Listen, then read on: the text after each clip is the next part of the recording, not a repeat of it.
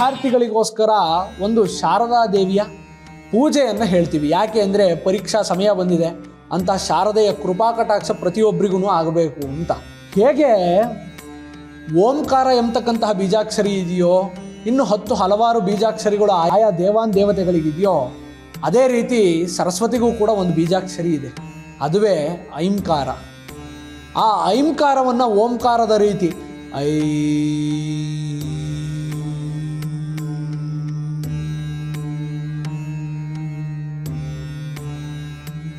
ಐಂಕಾರವನ್ನು ಪ್ರತಿನಿತ್ಯ 11 ರಿಂದ 108 ಬಾರಿ ನಾನೀಗ ಹೇಳಿದ ರೀತಿಯಲ್ಲಿ ಪಠನೆಯನ್ನು ಮಾಡ್ತಕ್ಕಂಥದ್ದು ಜ್ಞಾನಚಕ್ಷುವನ್ನು ಜಾಗೃತಗೊಳಿಸ್ತದೆ ಅಂತಕ್ಕಂಥದ್ದನ್ನು ನಮ್ಮ ಪುರಾಣ ಕಥೆಗಳಲ್ಲಿ ನಾವು ನೋಡಬಹುದಾಗಿದೆ.